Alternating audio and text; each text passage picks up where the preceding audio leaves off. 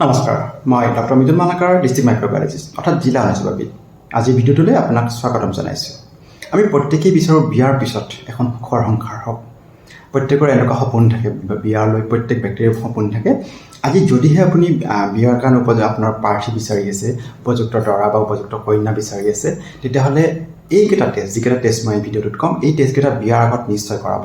যদিহে আপুনি বিয়াৰ বাবে কাৰোবাক কমিটমেণ্ট কৰিছে, ৰিলেশ্যনশ্বিপত আছে, সেই সপোন দেখিছে ভৱিষ্যতৰ তেখেতক লৈ পিনে, ল'ৰা পুৰুষ হওক বা মহিলা হওক, এইকেইটা টেষ্ট আপুনি নিশ্চয়কৈ কৰাই ল'ব। নহ'লে আপুনি ভয়াৱহ বিপদৰ সন্মুখীন হ'ব পাৰে।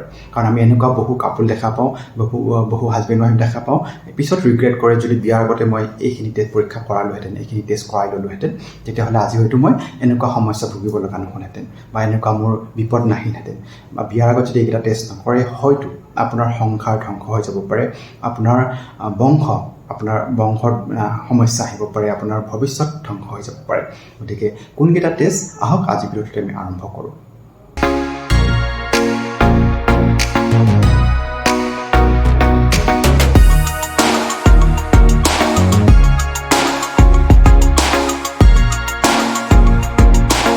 যেতিয়া এগৰাকী এটা সন্তান জন্ম হয়, আমি প্ৰত্যেকে কওঁ যে দেখাত মাকৰ দৰে হৈছে, দেখাত দেউতাকৰ দৰে হৈছে, চকু দুটা মাকৰ দৰে হৈছে, নাকটো দেউতাকৰ দৰে হৈছে। এনেকুৱা প্ৰত্যেকেই বিচাৰোঁ যে এনেকুৱা মোৰ সন্তানটো দেখাটো মোৰ দৰে হওক, মোৰ লক্ষণসমূহ নিয়ক। কিন্তু লগতে বংশগত ৰোগসমূহো আমাৰ পৰা আমাৰ সতি সন্তানলৈ যায় আৰু তাৰ পৰা সেই বংশলৈ গৈ থাকে।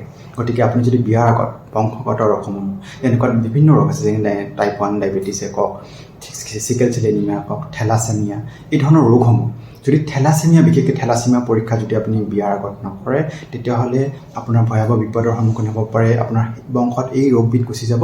থেলাচেমিয়া হ'লে ব্যক্তিগৰাকীৰ ব্লাড মেচিউৰ নহয়, আপোনাৰ ব্লাড কমি আহে, হিমগ্ল'বিনৰ পৰিমাণ কমি আহে, দেহত অক্সিজেন কেৰি কৰা হিমগ্ল'বিনৰ পৰিমাণ কমি আহে, দেহৰ ব্যক্তিগৰাকীৰ তেজ পৰিমাণ কমি যায়, তেজ দি থাকিব লগা হয় বা ব'ন মেৰ' ট্ৰান্সপ্লেণ্ট পৰ্যন্ত কৰিব লগা হ'ব পাৰে। গতিকে কিমান খৰচী বা কিমান ব্যয়বহুল চিকিৎসা। গতিকে এই বংশগত ৰোগটো পিছত এই ৰোগবিধ পিছৰ বংশলৈ আপোনাৰ কেৰি হ'ব, পিছৰ সতি সন্তানলৈ আপোনাৰ বংশত এই ৰোগটো থাকি যাব। গতিকে বিয়াৰ আগত আপুনি আপোনাৰ হ'বলগা স্বামী বা হ'বলগা পত্নীৰ থেলাচেমিয়া টেষ্টটো নিশ্চয়কৈ কৰাব। দ্বিতীয়টো হ'ল আপোনাৰ HIV। আমি প্ৰত্যেকেই জানো HIV বা এইডছ, এই ৰোগবিধ কিমান ভয়াৱহ।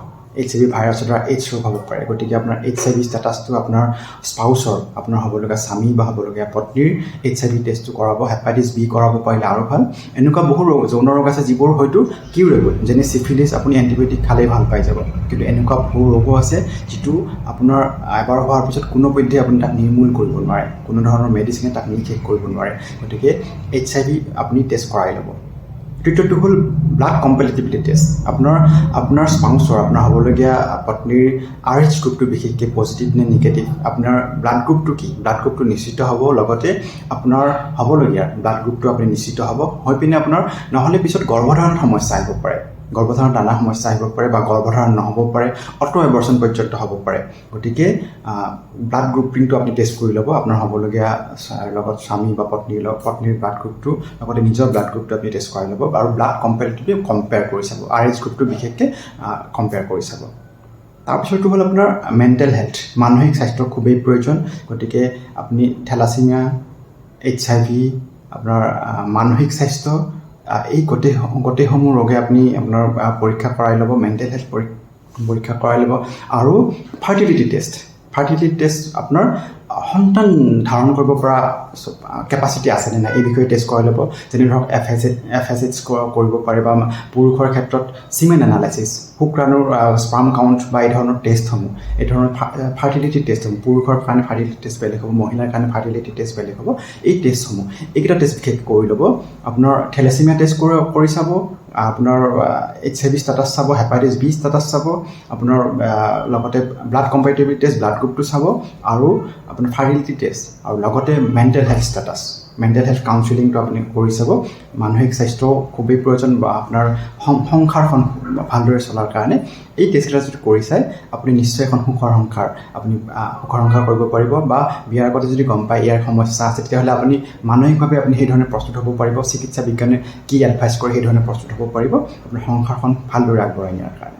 আসলে এইখিনি পৰৱৰ্তী পৰ্যায়ত আকৌ এটা বেলেগ বিষয় আপোনালোক প্ৰস্তুত হ'ম। ধন্যবাদ, নমস্কাৰ।